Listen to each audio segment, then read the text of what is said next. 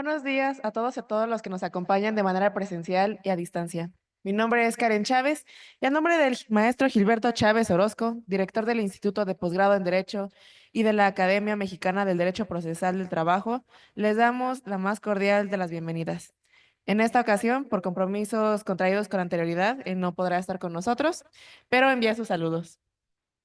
Conscientes de la importancia de que se conozca a las personas candidatas a integrar el Poder Judicial Federal, su trayectoria, posturas, propuestas y línea de pensamiento, el Instituto y la Academia han abierto sus espacios físicos y digitales para quienes deseen participar con ese objetivo. Con el mismo fin, adicionalmente, podrán disertar sobre temas jurídicos de su experticia.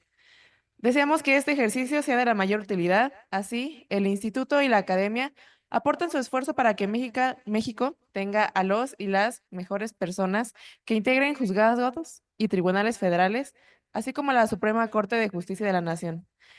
Así es de que nos complace muchísimo tener aquí la presencia del doctor Ezequiel Ramírez Gómez. Bienvenido, esta es su casa. Gracias por participar con nosotros. Muchísimas gracias, Karen.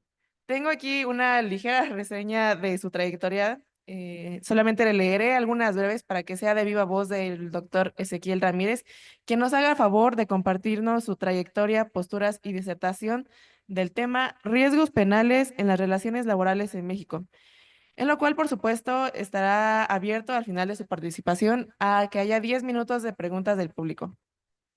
El doctor Ezequiel Ramírez Gómez es licenciado en Derecho por la Universidad La Salle, cuenta con maestría en Derecho Constitucional y Amparo con mención honorífica magna cum laude y doctorado en Derecho por la Facultad de Derecho de la Barra Nacional de Abogados. Adicionalmente, cursó la maestría en Ciencia Jurídico Penal por el Instituto Nacional de Ciencias Penales y la maestría en Administración Pública por el Instituto Nacional de Administración Pública.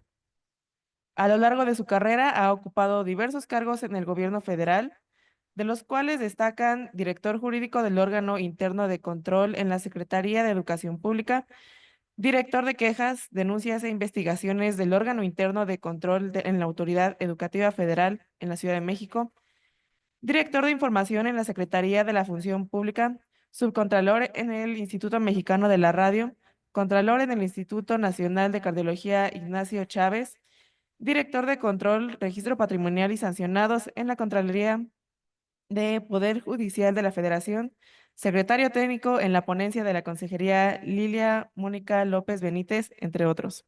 Además, ha sido docente a nivel licenciatura, maestría y doctorado en las universidades Anáhuac, México, La Salle, aquí en el Instituto de Posgrado en Derecho y la Barra Nacional de Abogados. Para finalmente empezar con su participación, nos gustaría que iniciara compartiendo una breve explicación sobre las funciones de juez de distrito en materia penal, que es el cargo al que usted está postulado, ya que contamos con público, especialmente en redes, ajeno a la abogacía. Muchísimas gracias, Karen, por Sí. supuesto.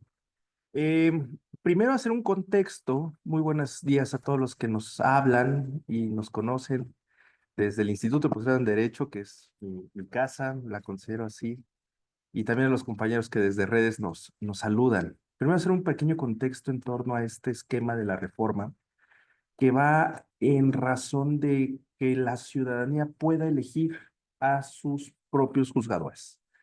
Las personas que integran el Poder Judicial de la Federación pues van a ser elegidas el 1 de junio, y en ese ámbito de transición en el que nos encontramos, pues va a ser interesante ver cómo se despliegan también las voluntades, los perfiles que se van a ir postulando y también la nueva estructura del nuevo Poder Judicial, que va a modificarse un poco en torno a la desaparición del Consejo de la Judicatura Federal y la creación de dos nuevos órganos, que es el Tribunal de Disciplina Judicial y el órgano de Administración Judicial. En el marco de esta transición, tomé la determinación de ir a contender por un cargo a la judicatura como juez de distrito en materia penal, especializado en técnicas de control de investigación, arraigo e intervención de comunicaciones. Sin embargo, el INE, por cuestión de logística y por cuestión de las propias boletas, ordenó que en el primer circuito se metieran este tipo de juzgadores que pertenecen al Centro Nacional de Intervención de Comunicaciones, junto con el resto de las subespecialidades penales. ¿A qué me refiero? Juzgados de distritos en materia penal, todos los que están como jueces de control en centros de justicia penal federal, los de enjuiciamiento, todos los de ejecución penal, y también los relativos a la materia de amparo, jueces en materia de amparo penal, y nosotros que estamos de intervención de comunicaciones. Mezcló a todos los candidatos y obviamente estamos viendo en cada una de las demarcaciones que el INE propuso como distritos judiciales electorales. En mi caso me correspondió estar contendiendo en el circuito, perdón, en el distrito 11, que pertenece a las alcaldías Gustavo Madero y Norte de Cuauhtémoc. Entonces, ¿qué hace un juez de distrito en materia de intervención de comunicaciones? Dentro de un procedimiento, a veces hay la necesidad de que el juez de control otorgue la autorización para intervenir aparatos celulares, para ordenar arraigos, para ordenar cateos y técnicas de investigación relativas que tengan la consideración de que exista un control judicial. Ese control judicial se hace a través de este centro nacional que se compone de 10 jueces. 4 de ellos van a ser elegidos en este proceso y 6 de los restantes serán elegidos al momento en el que se haga la segunda parte de la renovación del Poder Judicial de la Federación en 2027. Estos jueces tienen como principal finalidad que autoricen a través de un control que se hace por parte del juez, utilizando una técnica de proporcionalidad de la medida, que sea legal o no la incorporación de esos datos a una carpeta de investigación. Por tanto, la función de estos jueces es muy técnica, tiene que ver mucho con el tema tecnológico, tiene que ver mucho con las tecnologías de la información, también tiene que ver mucho con la sensibilidad de los datos confidenciales que se extraigan y con la idoneidad que se dé entre la medida y la solicitud que se haga por parte de las fiscalías, tanto la General de la República como la de las entidades federativas. Y tiene que ver también con el control que se hace a través de medidas de seguridad a la luz de la Ley Nacional de Seguridad y la Ley de la Guardia Nacional, que también pueden utilizar este tipo de técnicas. Muchas Muchas gracias, candidato. Puede comenzar con su disertación. Eh, pues agradezco nuevamente al Instituto de Posgrado en Derecho esta oportunidad que tengo para hablar el día de hoy con ustedes. A lo largo de mi experiencia docente aquí en el Instituto de Posgrado en Derecho, que es mi casa, en donde pues doy clases desde ya hace bastantes años, a nivel maestría y a nivel doctorado, pues me siento muy halagado de estar el día de hoy aquí con todos ustedes, porque me siento conmovido por la familiaridad con la que me tratan y también con la cercanía que tengo con la parte del estudiantado, con las autoridades, mis compañeros, que algunos de ellos también van a ir a esta elección judicial, y aquellos con los que he sentido un apoyo directo y profundo, como lo es el maestro Gilberto Chávez, que le guardo un cariño y un respeto muy, muy particular. Abonando a esta idea, yo traté de ajustar un tema que pudiera compaginar tanto con el perfil del estudiante del Instituto de Posgrado en Derecho y la materia a la que voy a ir como candidato, que es la materia penal. Ya expliqué los bemoles del tema penal y lo que el INE nos ayudó al englobarnos en una sola materia como si fuéramos lo mismo, pero ya expliqué por qué razón hay estas subespecialidades, ¿no? En esta materia y tanto a nivel laboral también se hizo lo mismo, ¿no?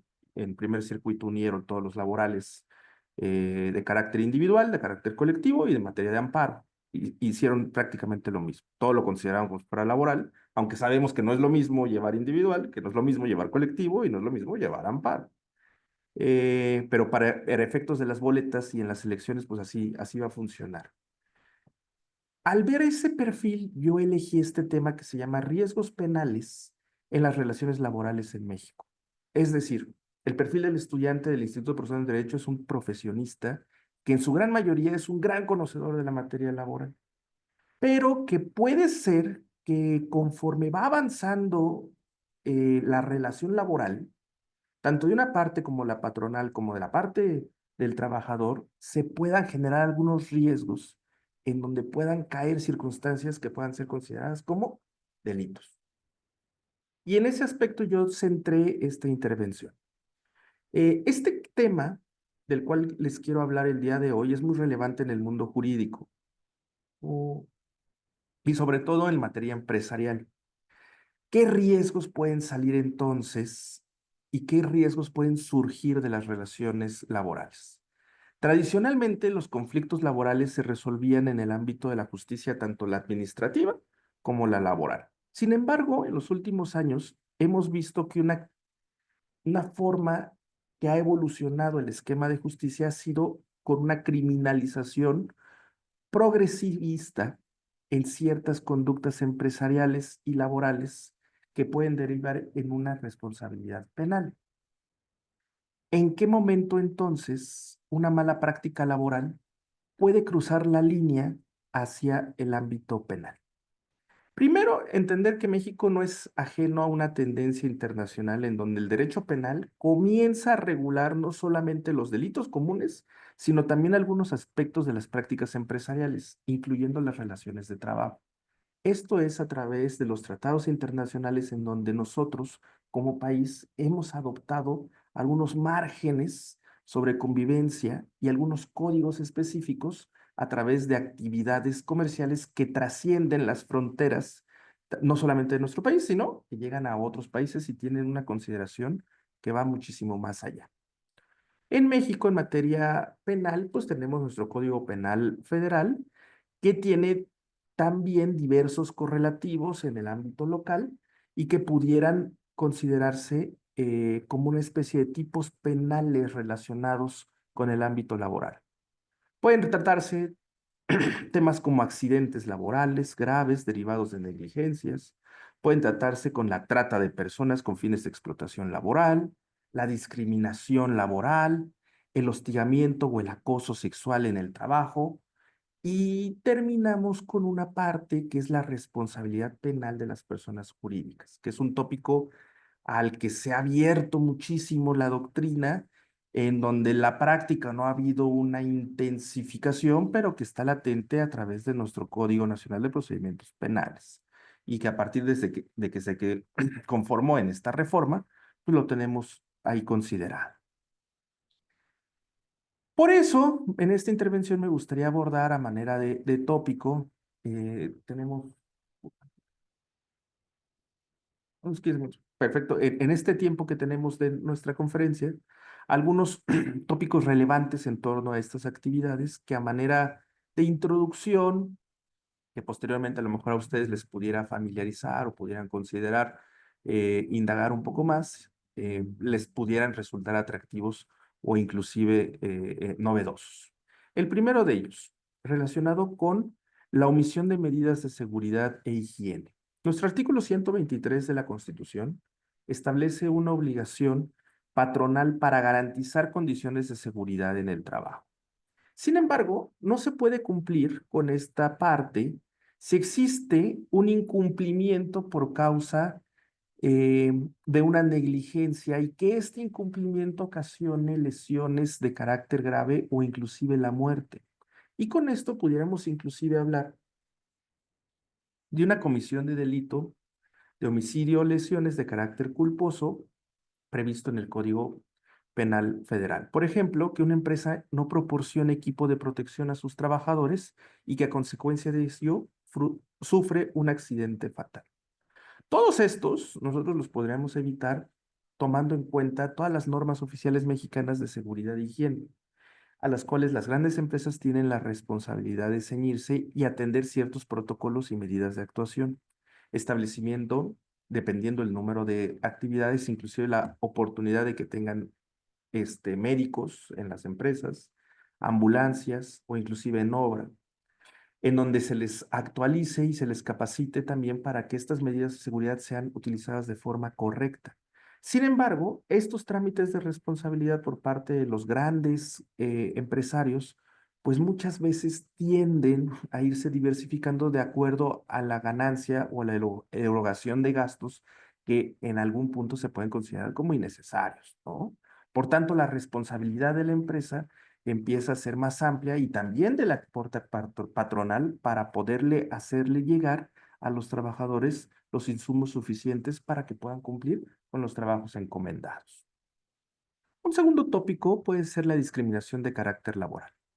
Tenemos la Ley Federal para prevenir y erradicar la discriminación, en donde sanciona, pero en materia administrativa, actos discriminatorios. Sin embargo, el Código Penal Federal, en el artículo 149 ter, establece como delito el impedir o restringir derechos laborales por motivo de origen étnico, de género, de edad, de discapacidad, de orientación sexual, de religión, entre otros. Esta parte también se puede ir identificando a través de mecanismos y códigos de éticas laborales. ¿Cómo lo podemos nosotros observar? De acuerdo a los protocolos que cada una de las empresas va obteniendo y a las normas mexicanas en donde debemos establecer canales de denuncia oportunos y tratar de prevenir y erradicar conductas de orden discriminatorio. No solamente por la cuestión eminentemente laboral, sino también por el respeto irrestricto de los derechos humanos de cada una de las personas con la finalidad de considerar un espacio digno y obviamente justo en materia laboral. Tenemos también el tópico de la trata de personas. En esta materia de trata de personas hay una ley específica de orden general, que es la Ley General para prevenir y sancionar los delitos en materia de trata de personas, en donde su artículo 10 nos especifica que no es posible someter a trabajadores a condiciones de explotación laboral y que se constituye un delito con penas de carácter severo.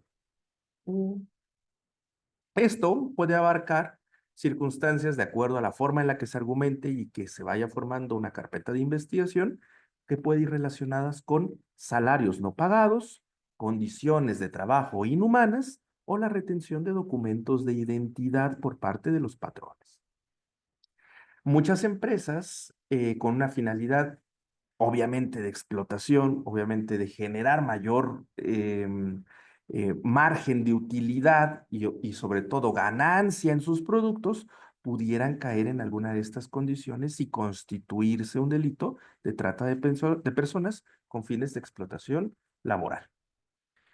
Tenemos también el caso del hostigamiento y acoso sexual, que antes era considerado como un problema interno de las empresas. Hoy es un delito autónomo regulado ya en varios códigos penales estatales y a nivel federal lo encontramos en el artículo 259 bis de este Código Penal Federal. Las empresas también son corresponsables y tienen la obligación de prevenir, sancionar y erradicar este tipo de conductas. Si no lo hacen, pueden ser cómplices o encubridoras en este tipo de asuntos. Por tanto, estos códigos de ética, estos canales de denuncia y la posibilidad de intervenir oportunamente cuando estos son activados y denunciados, teniendo una protección a la víctima o a la presunta víctima que se ostente afectada por alguna conducta de este estilo, ayudaría a reducir estos canales y esta corresponsabilidad por parte de las empresas. Esto nos lleva a considerar, y es la parte medular de la que yo quiero hablar el día de hoy, a que en México entonces tenemos todavía un gran que hacer por cuanto hace a la responsabilidad penal de las personas jurídicas y que esta evolución ha ido cambiando conforme va avanzando el tiempo. Desde la reforma de 2016 al Código Nacional de Procedimientos Penales, las personas morales, las empresas, las personas jurídicas, pueden ser penalmente responsables. Anteriormente nosotros no podíamos considerarlo de esa forma. Había alguna implicación respecto a algunos agentes que forman parte de la empresa, pero como tal no la empresa per se. Y esto pues atiende a que la creación de una sociedad, tanto civil como mercantil, pues es una especie de ficción jurídica. Nosotros nos juntamos y creamos una persona que va a tener derechos y obligaciones individuales frente a la integración de sus accionistas, dependiendo la naturaleza de cada una de estas empresas, de cada una de estas sociedades, pero hoy en día vemos que el actuar de acuerdo a un sistema en el que esté involucrada una persona moral no lo deslinda per se y por tanto necesita tener algunos aspectos constantemente identificados. Y fíjense lo curioso de esta circunstancia. Yo que vengo de la materia administrativa, concretamente en la responsabilidad administrativa de servidores públicos, Esta parte en materia administrativa ya la teníamos desde hace bastantes años. Cómo el Estado, a través de los entes que trabajan alrededor de él, puede ser responsable. Y cómo los servidores públicos, de acuerdo a actos u omisiones que generen, incumplirían con algún presupuesto y por tanto se establecen medidas de control. Estas medidas de control, al igual que el control legislativo, al igual que el control administrativo de responsabilidad administrativa y el control judicial que se hacen con estas técnicas de control de las cuales yo me refiero, surgen a través de la misma naturaleza, la proporcionalidad de restringir y de establecer elementos que permitan de forma idónea y necesaria la vulneración de alguna transgresión por parte de los agentes que puedan considerarse lesivos en una organización. ¿A qué me refiero? Con el establecimiento de lo que ya se ve en la Ley General de Responsabilidades Administrativas en su artículo 25, con canales de denuncia adecuados, con protocolos de actuación, con medidas de tramos de responsabilidad efectivamente adecuados y la creación de lo que hoy conocemos como programas de cumplimiento a través de los oficiales de cumplimiento de las diferentes empresas. Si se dan cuenta, esta es una extracción de la materia pública de carácter administrativo para incorporarlo en la materia, en la materia este, penal y en donde involucra a las empresas para que de alguna forma se vaya trasladando esta responsabilidad a través de la conformación de procedimientos específicos de carácter interno que en dado caso de no cumplirse idóneamente, nos llevarían a identificar correctamente cuál fue el punto y con eso evitar algún tipo de conducta en donde la empresa pudiera surgir en materia de vulneración de los propios derechos de otras personas o inclusive del propio Estado con derechos hablando en términos fiscales, por ejemplo, como la evasión fiscal. Eh, Perdón, si los delitos laborales mencionados son cometidos entonces en beneficio o a través de la empresa, estas pueden ser sujetas a enfrentarse a algunos tipos de sanciones. Las más recurrentes son algunas multas millonarias, en donde ya se han establecido a través de algunas empresas, como lo fue Volkswagen en Puebla, multas de carácter específico para dar pie a la reparación del daño ocasionado y a la indemnización por los daños y perjuicios ocasionados. También pueden ser sujetos a clausuras de carácter temporal o definitiva, y aquí es la parte, hablando de ficciones, ¿no? En la que nos encontramos, a la pena de muerte de la empresa, ¿no? Es decir, la disolución que de orden judicial se dé como una medida, como una sanción, tanto en materia administrativa como en materia penal, de la disolución de la empresa. La implementación entonces de programas de cumplimiento laboral, creo que hoy en día ya no es una opción, ya más bien es una necesidad.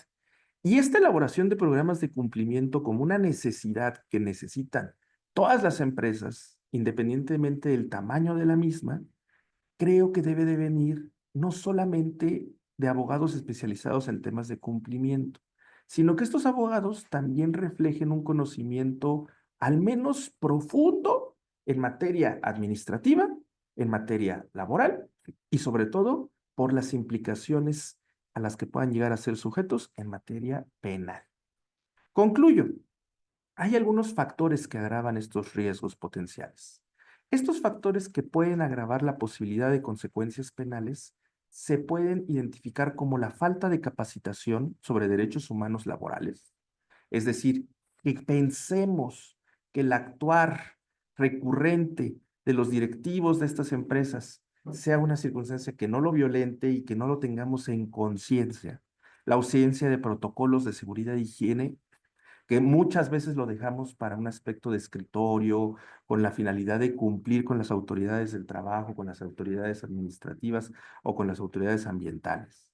Ambientes laborales que toleren violencia o discriminación, en donde nosotros vayamos permitiendo ciertas actitudes recurrentes, tanto por directivos como por parte de los propios compañeros o compañeras en la que nosotros nos involucremos. Recordemos que este esquema de acoso laboral puede venir en diferentes niveles, es decir, de carácter ascendente o descendente, puede venir del subordinado, puede venir del jefe, puede ser de carácter horizontal también por parte de empleados del mismo nivel.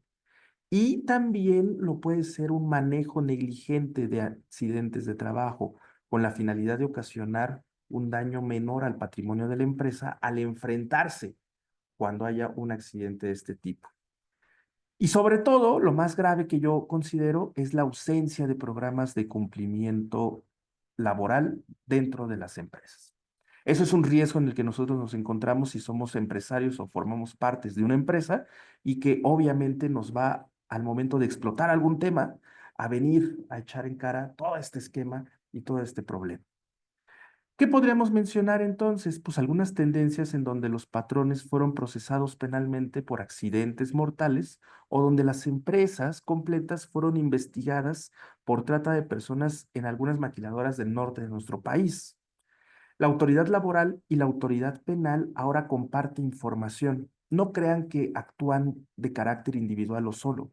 El Instituto Mexicano del Seguro Social, la Secretaría del Trabajo y Previsión Social, las fiscalías ya están coordinadas y comparten bases de datos.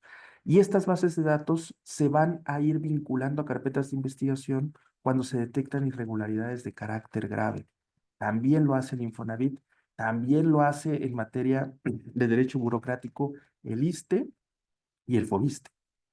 Un ejemplo emblemático fue el caso de los jornaleros que se dio en San Quintín, Baja California, donde hubo investigaciones penales por explotación laboral. Y estrategias básicas que nosotros podemos considerar deben de permear no solamente a la parte directiva o dejar de lado la responsabilidad al oficial de cumplimiento, sino capacitar a todo el personal por igual, porque recordemos, un riesgo que está latente en una empresa se puede mitigar, pero nunca se va a poder llegar a dejar en ceros. Es decir, tenemos nosotros la oportunidad de investigar, tenemos nosotros la oportunidad de capacitarnos y la oportunidad de implementar programas que mejoren nuestros esquemas de trabajo, garantizar medidas efectivas de seguridad e higiene, supervisar y corregir ambientes laborales y sobre todo, algo que es mucho de abogados para los compañeros que nos están viendo y que no lo sean, documentar adecuadamente todas las acciones de prevención para que en caso de que se suscite un accidente o algún esquema de este aspecto, la empresa tenga todo el control documental en donde especifique que tomó las previsiones necesarias que pudieran hacer frente a un problema de esta naturaleza. Hoy la frontera de la relación laboral y el delito penal es mucho más delgada de lo que pensamos. Más allá de sanciones económicas, está en juego la libertad de las personas, de los empleadores, de los directivos y de los representantes legales, así como la continuidad de la subsistencia y de la propia generación de más empleos de las propias empresas. Cumplir la ley laboral ya no es suficiente. Ahora es necesario anticiparse a riesgos penales, asumir un enfoque preventivo y construir una cultura de respeto, de dignidad, de responsabilidad en el ámbito de trabajo. Me gustaría, obviamente, agradecer muchísimo y terminar con una reflexión. Donde el trabajo es digno, el derecho penal realmente va a resultar innecesario. Pero donde el trabajo se degrada, la cárcel se convierte en una amenaza latente.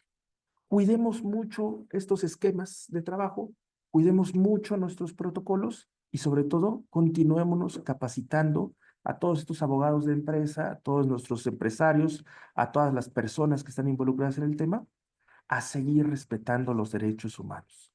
Agradezco muchísimo la atención prestada a los compañeros que nos acompañan en el auditorio y también a todos aquellos que nos siguen en las redes sociales. Muchísimas gracias, licenciada Karen. Muchísimas gracias, doctora Nieves, por compartir su experiencia y conocimientos para que podamos conocerlo mejor en esta temporada medio complicada. Vamos a pasar a un espacio de preguntas. Sí, sí, sí. Veo que en Zoom y en Facebook no tenemos preguntas, pero me preguntaba si en el auditorio tenemos alguna. Oh, claro. ¿Sí, no? Ok, bueno. Muchas gracias por su participación. La verdad le reconozco la facilidad con la que explica su tema. Es justo lo que se busca ahora en que los juzgadores se están acercando más a la gente, que la justicia sea accesible para todos. Y eso implica que la gente comprenda sus derechos y pues eso solo denota sus conocimientos en la materia, porque solo quien lo comprende puede explicarlo con tanta facilidad como usted. Muchísimas gracias, licenciada Karen. Es un honor para mí haber compartido estos momentos en el Instituto Posgrado en Derecho.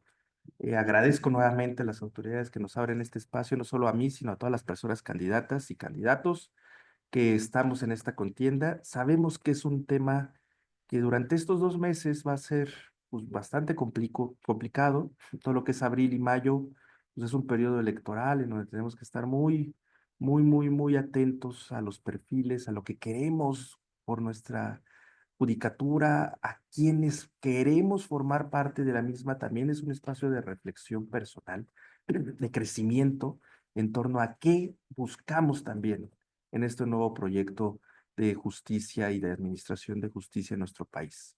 No es fácil, no es fácil estar ni de un lado ni de otro. No es fácil estar por parte de la incertidumbre del litigante que no sabe qué tipo de jueces van a llegar a resolver sus asuntos, de la ciudadanía que ahora está obligada, ¿no? Hoy más que nunca, a saber cómo está la organización y conformación de sus poderes judiciales. Y a las personas que nos acercamos a querer ocupar un puesto, la forma de saberlo comunicar. Yo lo que les diría es, tratemos en un conjunto sistemático de verlo con la mayor seriedad y con la mayor profundidad y con la mayor relevancia para nuestro país. Creo que todo tiene áreas de oportunidad y áreas de mejora, pero también sabemos que esto ya es un hecho y forma parte de nuestra Constitución y forma parte de nuestras leyes secundarias, el hecho de la reforma judicial, y espero que este ejercicio del 1 de junio sea un ejercicio que ponga en alto el nivel de ciudadanía que todos vamos a ir exigiendo de acuerdo a nuestros derechos político-electorales.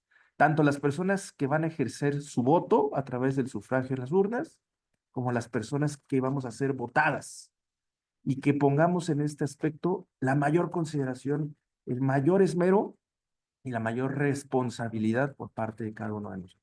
Muchísimas gracias por el espacio y a ti y a todos los compañeros del Instituto de Posgrado en Derecho. Gracias. Le deseamos que tenga éxito en esta contienda y lo esperamos con las puertas abiertas del instituto para volverlo a escuchar. Finalmente, para que las personas interesadas podamos seguir su trayectoria, ¿nos podría compartir sus redes sociales, número y color de la boleta, distrito, alcaldía que compone y, bueno, si tiene algún comentario final? Muchísimas gracias. Pues yo soy Ezequiel Ramírez Gómez. Me pueden encontrar en Facebook, en Instagram, en TikTok y en X, antes Twitter, como Ezequiel.Ramírez G. Ahí pueden mandarme mensaje, escribirme. Yo voy como candidato a juez de distrito en materia penal por el distrito 11 en las alcaldías Gustavo Madero y Norte de Cuauhtémoc. Para mí es un privilegio estar el día de hoy aquí en el Instituto de Posgrado en Derecho, que es una de las casas en donde he tenido la oportunidad de compartir ideas, dando clases a nivel maestría y a nivel doctorado. Y creo que la comunidad del Instituto de Posgrado en Derecho ha crecido muchísimo en estos últimos años y también ha formado a grandes juzgadores. Personas, juezas y magistradas han venido aquí a tomar clase. Grandes jefes de despacho, líderes de sus propias sociedades han venido aquí a formarse. Y yo los invito a que le echen un ojito a la oferta académica que tiene el Instituto de Posgrado en Derecho también, porque forma parte del crecimiento profesional de todos y cada uno de los abogados que el día de hoy piensan buscar profesionalizar su labor y piensan formarse como mejores abogados cada día. Agradezco nuevamente y no me queda más que enviarles un fuerte saludo a todos mis amigos, compañeros y alumnos e invitarlos a que sigan estas hermosas pláticas judiciales. Muchas gracias. Ahora, para concluir, le quiero agradecer al público por dedicarnos este tiempo hoy, martes. Aquí en el instituto creemos que es importante conocer a quiénes son los candidatos en estas campañas, porque es muy importante, es muy trascendente lo que está ocurriendo en el país y lo que se está gestando para que haya un nuevo grupo de juzgadores con un nuevo esquema. Se están disputando alrededor de 881 puestos de juzgadores nuevos en esta primera etapa de este proceso. No es cualquier cosa. Así es de que celebro a los asistentes que tenemos en Zoom, en Facebook y bueno, más adelante los que quieran revisar estos compilaciones que están en Facebook. Y bueno, muchísimas gracias por su asistencia. Que tengan un muy buen día. Gracias. Gracias, saludos.